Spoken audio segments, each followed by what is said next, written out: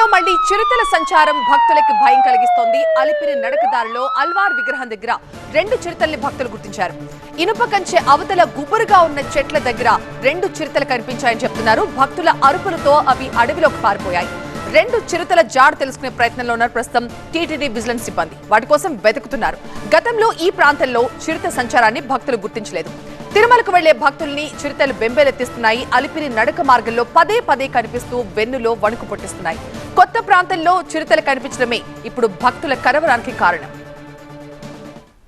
తిరుమలలో మరోసారి చిరుతలు కలకలం రేపాయి. అలిపిరి నడక మార్గంలో 2 చిరుతలు కనిపించాయి. వాటిని చూసిన భక్తులు భయంతో గట్టిగా కేకలు వేశారు. ఆ శబ్దానికి 2 చిరుతలు అడవిలోకి పారిపోవడంతో అంతా ఊపిరి పీల్చుకున్నారు. మరోవైపు అలిపిరి నడక మార్గంలో పదే పదే చిరుతలు కనిపిస్తుండటంతో భయాందోళనకు గురవుతున్నారు భక్తులు.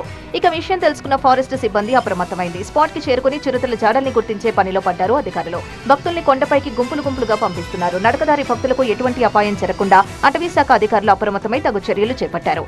కొద్ది రోజుల క్రితం తిరుమలకు వెళ్లే 2వ ఘాట్ రోడ్లో చిరుత కనిపించింది. తెల్లవారుజామున భక్తుల కారుకు చిరుత అడ్డొచ్చింది. కారు సీసీటీవీ కెమెరాలో చిరుతపులి దృశ్యాలు రికార్డయ్యాయి. చిరుతను చూసిన వారు ఒక్కసారిగా ఉలిక్కిపడ్డారు. చిరుత రోడ్డు దాటి వెళ్లిపోవడంతో కారులో వెళ్తున్న వారు ఊపిరి పీల్చుకున్నారు. గతంలోనూ తిరుమల కాలినడక మార్గంలో చిన్నారిని పొట్టన పెట్టుకుంది చిరుత. లక్షిత అనే 6 ఏళ్ల బాలికపై దాడి చేసి అడవిలోకి లాక్కెళ్లి చంపేసింది. చిరుతకు బలైపోయిన చిన్నారిలా మరొకరి ప్రాణాలు బలికాకముందే అధికారులు తగిన జాగ్రత్తలు తీసుకోవాలని భక్తులు కోరుతున్నారు. మొత్తంగా చిరుతల కోసం తీవ్రంగా గాలిస్తోంది ఫారెస్ట్ సిబ్బంది. నడకదారి భక్తులకు ఇబ్బంది కలగకుండా చర్యలు చేపట్టింది.